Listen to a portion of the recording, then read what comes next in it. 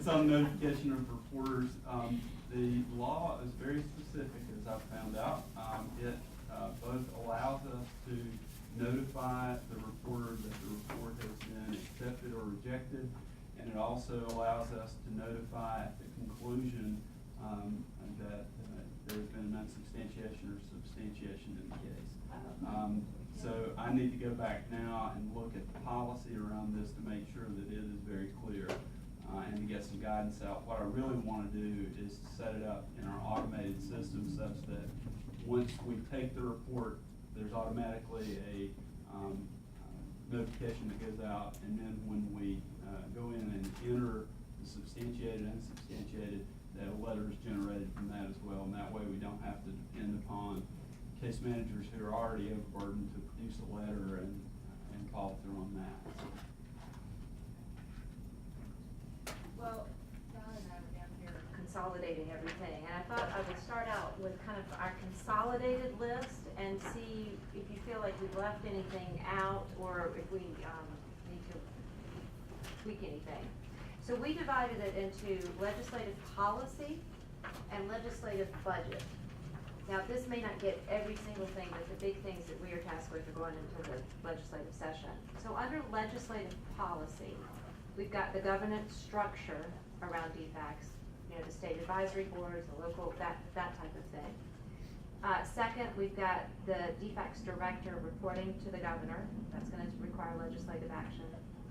The sharing of data, and some of that we don't know how much is going to be a legislative policy issue because some of it may already exist, but that's something that needs further investigation.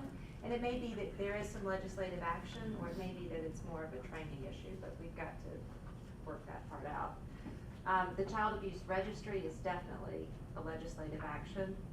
And then this fifth one is another one where we've got to work out where the gray areas are to decide if it's actually a policy issue at the legislative level or just within DFACS.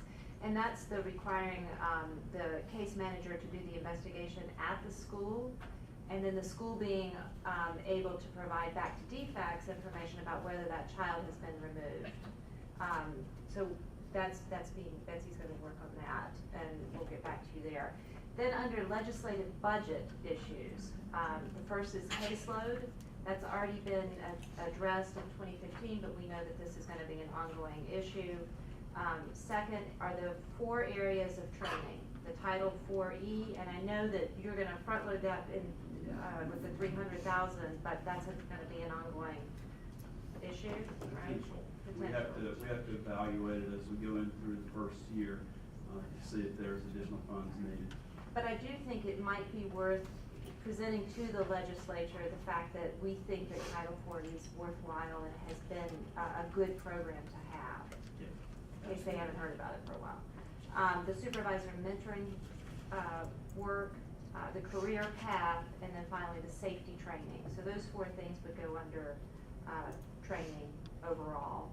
And the third area under legislative budget would be this data technology piece, which includes the predictive analytics, potentially the safety device, although that could maybe be a private funded one. And then also the collection of data. That's a huge, I mean, we know what the costs are.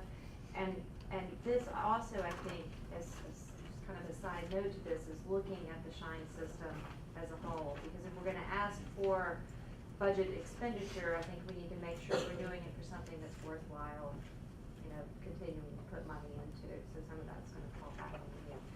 So did that capture kind of the big ones? I know we didn't capture every single thing, but we felt like those were some of the big ones. Where's my foster care? Which one? Got to have foster homes, recruitment, training, support. But is that a budget issue for the legislature? I would say that the foster care, recruitment, training, and support, as well as the room board watchful oversight stuff, could potentially be budget issues. Aaron, did you have a? I thought I said it. No, I was listening. So does that go under training? Would that be a section under training? I don't know that it's training, it's recruitment. It's a budget issue because our resource development departments have dwindled down to nothing. So Where you probably did need a that- 4th section in on foster. Yeah. Maybe just a whole section on foster. So where did that money come from It's now? it's in the DFACS budget. For Resource private, development budget. So the resource development, is that how we would word it, resource development budget? I need to look, Rick may know the specific category this goes in. I don't think our budget's broken down to that degree. It's not. It's probably in our out-of-home care budget somehow. All right, I'm just gonna put foster care recruitment budget. But the increased capacity on the private side would fall into the RBWO budget. And then looking at specialty populations and stuff may affect the RBWO budget. The what? Looking at special populations, like having special programs for like CSAC, sexually aggressive youth, therapeutic foster care, those kind of things Or might. what were the initials you used? Room board modular oversight, Okay. RBWO. Sorry. That's okay. Slip. But recruitment's part of that per diem that's paid for through room board I modular think you oversight have a on whole the topic private for foster providers. care. I think you make foster care one subject. I But include all the things we just talked about, and put something in there about evaluation of privatization or somewhere. You gotta have that in there somewhere. You're dealing with the legislature, and that question. And when you talked about the systems, and about paying for systems, people with long memories remember how much money we spent on education till we finally got a longitudinal data system for kids. So, we're gonna have to make sure that people are comfortable that this system we're pouring more money into really works. So what you just said earlier. Core system. That's very important. I don't know Seems how like you- under how data, you- you've gotta have. I don't know how you want to put that. Bobby, what would you call it? What do you call it? I mean, I know it's Shines today, but what do you call your core system? It's technically known as the statewide automated child welfare information system. Did you get all that? Statewide. SACWIS. Oh, the SACWIS. SACWIS. SACWIS. But that's big because the legislature has burned so many years on systems that we've thrown money down the toilet. I mean, until we got Bob Swigum over here at the Department of Education, we spent hundreds of $millions on a system for kids. So we know what to evaluate. So there's gonna have to be a comfort level that we are going down the right path with this system. Because that's big bucks, but everything we try to do here, from a communication standpoint, to the person out in the field with that handheld device, it all depends on technology. Right, right. I mean, that's where we're going with this stuff. I mean, I don't know how much you can play with it, I don't know. Senator, to your other point about the privatization piece, will we have ready to go by January 12th or whatever the date is, the RFP? We will have, either an RFP or, another approach. I can't tell you right now, we need to have further discussion on that, but, we will not come without an answer to that question. Okay, well, because I think as long as we have the RFP or something. That's fine, like that's that, fine. I think that addresses the issue of what we, you know. I just have a question about the RFP. So I'm a little bit confused about the role of this committee with regard to the privatization, and I don't quite understand what's driving these pilots, because I think it was smart to pull back, but I'm not sure why we're pushing forward at this point in time, and if there's a sense of urgency driving out of this committee or somewhere else, but it seems to me that this work that we're doing now will inform a better privatization effort in the future. So I don't know if that's a discussion we need to have here, but I'm confused. So I can try to address that. As you know, there was a lot of support within the legislature for fully privatizing the system. And so it would have been a radical change in many ways to the way the system is now. That legislation did not make it to the governor's desk. But yet, you know, a lot of legislators that care deeply about children in our foster care system and within the DFAC system were pushing for it. And so at the time he made the decision, well, let's pilot this. Let's try it on a smaller scale. Let's see if this works. Let's pilot it. And then, you know, shortly after that, he formed this council. And so I think you're right, that it makes sense that, I mean, the reason we brought together all of the, you know, this group of people who are so knowledgeable about the system from all these various aspects is to get it right, and to make recommendations that are really gonna improve the system so that we're working towards Georgia having the best child welfare system in the country. And so now we've gotta go back and evaluate all of that. But there's certainly, I mean, I think what Senator Miller's saying is there's still a lot of interest among members of the legislature, to move in the direction of greater privatization of the system. And obviously, the system today is a public-private system, you know, those of you who are knowledgeable about the system all know that, but to move to a much greater degree of privatization. And so we're trying to address that, and also all the while taking everything we're learning here, and just really create the best systems we can create. And one of the things that I would like, and this is me independently pointing this out, is that what drove a lot of the outrage in that legislative session were the child deaths. But I would like to point out that those child deaths did not occur in foster care. Correct. They occurred with the parent. That's correct. So if the real issue among the legislators is addressing child safety, where this commission first needed to do its job was around child protective services. And that's what we've done. You know, we haven't spent as much time on the privatization piece because frankly, that's not where the kids were dying.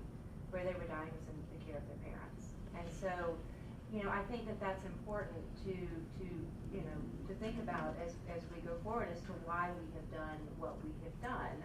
And that was first and foremost to keep our children safe. Stephanie, I think part of that, a lot of it look, the deaths were the headline grabbers, okay? Right. For a lot of people, the privatization aspect, can we get better outcomes for kids? Well, and I mean, that's that's what drove a lot of us on the privatization, when we're sitting there and we're looking at things where people are doing things on a limited basis, where they got 4 or 5 people involved with a child who has multiple issues, and they're getting better outcomes. Or we find out that these, child prostitution on the street, 70% of these girls came through the foster care system. So I think the privatization thing is, look, is there a better widget than just having 30-year-old case managers out there doing things, working with people? Is there a better, the way we're doing things now, can this be an alternative? And I agree that the governor's right, they were probably right to slow it down. But that was, people are looking for better outcomes, okay? And that's, I think that drove it from the legislature's perspective, not the AJC, but the legislature's perspective. Is there a better way to get better outcomes? I think that's what drove the privatization, to really look at it. And I think it's important to separate those outcomes because the primary deaths that occur at the hands of the primary caregiver, right? And if it's deaths we're addressing, that's one issue. If it's better outcomes for kids that are within the system, yes, are there some widgets, as you say, that might produce some better outcomes, but that's a different type of you know, that's a different type of subject. So I think we've got to be kind of intentional in what the outcomes we're trying to produce are. If we're trying to prevent child deaths, that's within Child Protective Services. If we're trying to produce better outcomes for children that are within the foster care, that's a whole different set of services to look at. And frankly, you know, I mean, this is such a vast, you know, nut to crack that that's why I don't think our work, it's certainly not finished today. There is more, lots more to be done. But I do think, you know, Bob, to your point, that we're not, I don't think we're in a rush to throw something out there, but I think what we need to do is address what came out of that legislative session and say, you know, we have paid attention to that, but here's why we have pulled back, and you know, are rethinking all of this. But we need to give them an answer. Yeah, and I would say, you know, I think if we're trying to address abuse and neglect, then I'll just throw the prevention conversation back on the table. But I mean, I want to believe there's a cure for what's happening, and that we're not just improving the outcomes better, and we're not on a path towards, you know, incremental improvement. But I would say that there are a lot of other people not sitting in this room that have a lot of smarts that can bring a lot of things to bear on this conversation. So I'd hate to have us rush forward with a solution when we're not clear about the outcome we want to get to. So personally, I'm very vested in the prevention notion, because I'd rather nip the problem in the bud and be out of business in 20 years. I mean, that would be my objective. But I don't if we're feeling compelled to do something, I think we need to respond. But I think I would like to believe we should be directing the conversation to the right kinds of outcomes. So I would hope that the Senate and the House would get some latitude to do that. And I don't know what your thoughts are about that.